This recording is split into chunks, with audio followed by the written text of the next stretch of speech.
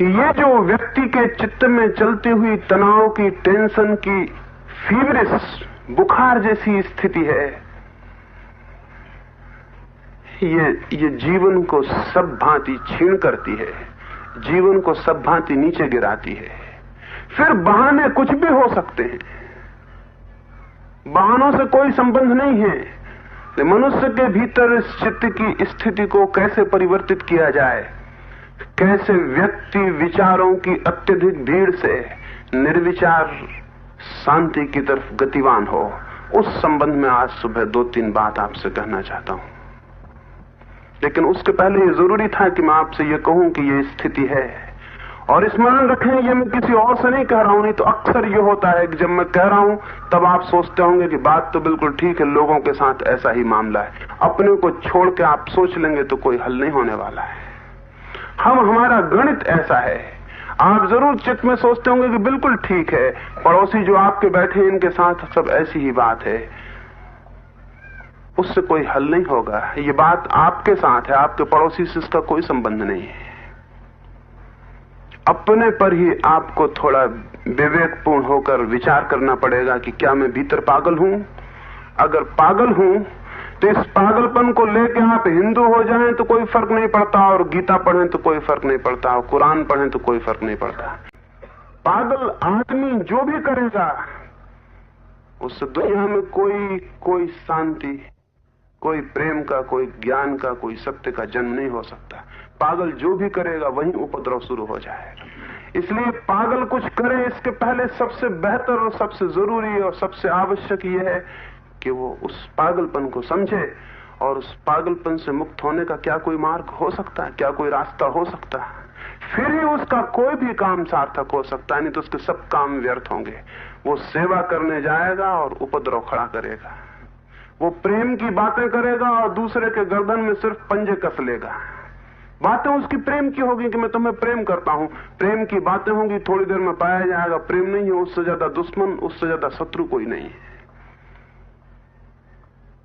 वो बातें कुछ भी करे उससे कोई फर्क नहीं पड़ता। वो शांति की बातें करेगा, थोड़ी देर में तलवार निकाल लेगा, कहेगा शांति की रक्षा के लिए अब बिल्कुल बिना तलवार के कुछ हो ही नहीं सकता। अभी इस मुल्क में हमने सुना ना कि अब अहिंसा की रक्षा के लिए हिंसा की जरूरत आ गई थी। अगर आदमी पागल है तो अहिंसा की रक्षा के लिए भी तलवार निकाल लेगा और कहेगा अहिंसा की रक्षा के लिए अब हिंसा की जरूरत है।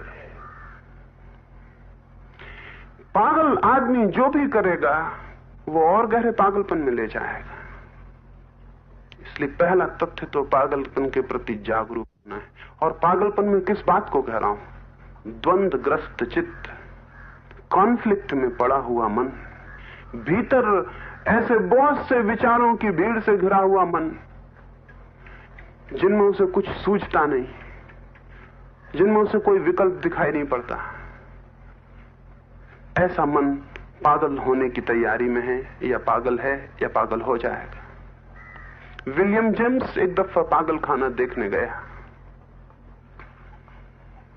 पागल खाने में उसने कुछ पागल देखे,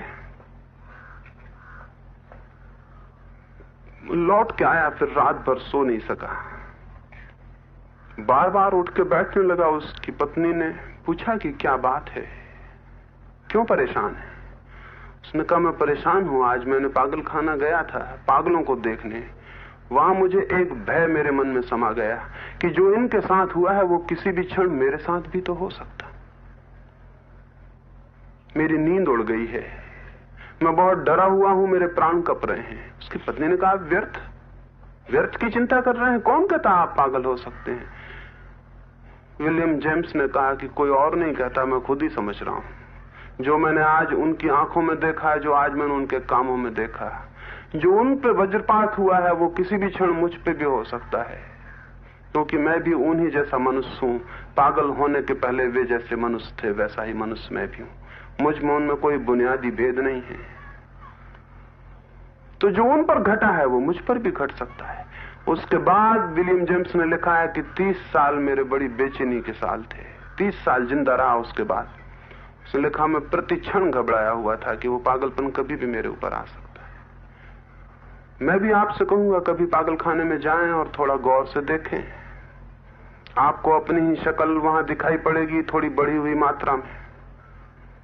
आप पाएंगे कि ये मैं ही हूं जो थोड़ा आगे बढ़ गया हूं। हम सब जब तक चित्त द्वंद्वग्रस्त है, जब तक चित्त भीतर विरोधों से भरा है, भीतर विरोधी विचारों के बीच डमाडोल हो रहा है, तब तक हम सब उसी ट्रेम्बलिंग में हैं, उसी कंपन में हैं जो किसी भी क्षण विस्फोट को उपलब्ध हो सकती है। क्या रास्ता है? क्या करें? क्या हो कि चित्त द्वंद्व से और विचारों की भीड़ से मुक्त होता चला जाए? 3 सूत्र आपके विचार के लिए कहना चाहता हूं। पहली बात,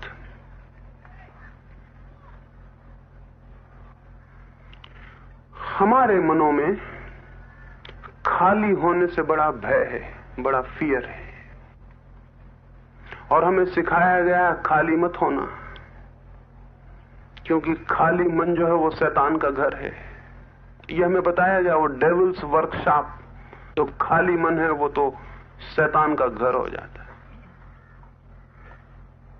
मैं आपसे कहता हूं, खाली मन ही परमात्मा का घर होता है, भरा हुआ मन ही शैतान का घर है। खाली होने से एक भय सिखाया गया है कि कभी मन को खाली मत करना, कभी खाली मत बैठना। एम्प्टीनेस के प्रति, रिक्तता के प्रति एक भय व्याप्त है, और इसलिए हम कोई भी भीतर कभी खाली होने को तैयार नहीं है। आंतरिक रूप से हम अपने को भरे रखना चाहते हैं, किसी न किसी चीज से भरे रखना चाहते हैं। सुबह उठते से अखबार पढ़ने लगते हैं ताकि अपने को भर लें, खाली नहीं रहना चाहते। अगर अकेले बैठे हैं तो मित्रों से मिलने चले जाते हैं, क्लब चले जाते हैं, रेडियो खोल लेते हैं, टेलीविजन या कुछ और, या गीता या कुरान या कुछ पढ़ते हैं।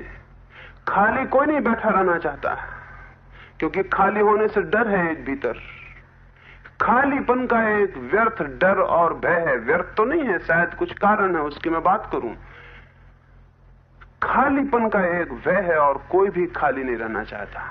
24 घंटे अपने को भरे रखना चाहते हैं। जब बिल्कुल खाली होते हैं, कोई रास्ता नहीं रह जाता, तो शराब पीते हैं या रेडियो सुनते हैं या सो जाते हैं। लेकिन खाली रहने को हम बिल्कुल भी तैयार नहीं हैं। क्यों? ये भय क्यों है? इस भय के पीछे कुछ बुनियादी कारण है।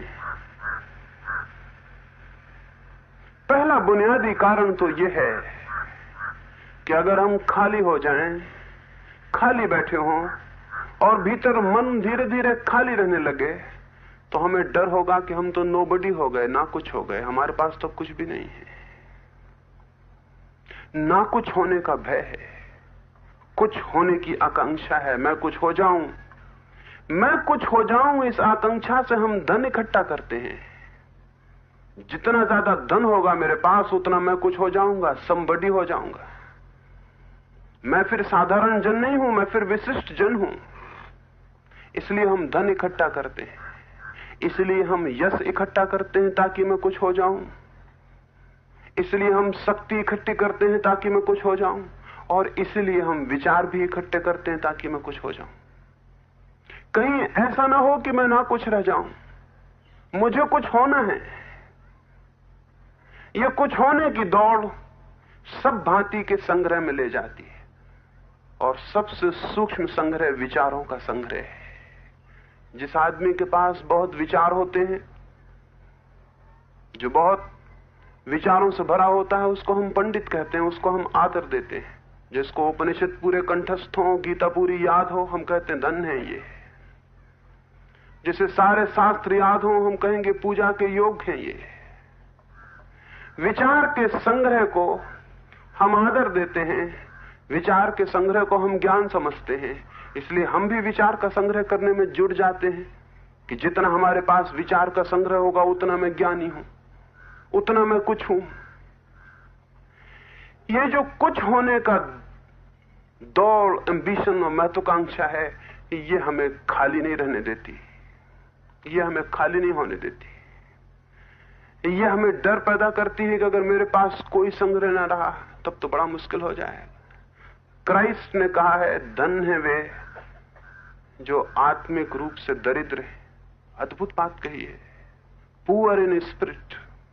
धन है वे जो आत्मिक रूप से दरिद्र है। अजीब बात कही है।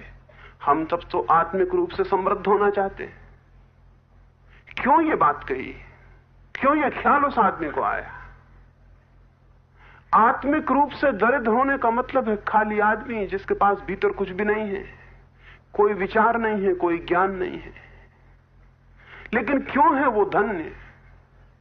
वो धन्य इसलिए है कि जैसे ही वो खाली होगा, जैसे ही भीतर वो ना कुछ होने को राजी हो जाएगा, जैसे भीतर वो नथिंगनेस को, ना कुछ होने को स्वीकार कर लेगा, जैसे ही वो जान लेगा कि सच ही मैं ना कुछ तो हूं, तो कुछ होने की दौड़ में मैं क्यों पड़ूं? और क्या मैं कुछ होने की दौड़ से कुछ हो सकूंगा, या कि कोई कभी कुछ हो सका है? जिस दिन वो ये पूरे अनुभूति को उपलब्ध हो जाता है, इस समझ को, इस अंडरस्टैंडिंग को कि मैं ना कुछ हूं और ना कुछ होने को राजी हो जाता है, उसी दिन उस स्पेस में, उस खाली जगह में परमात्मा का, सत्य का या जीवन का या जो भी हम नाम दें, उसका अनुभव शुरू हो जाता है।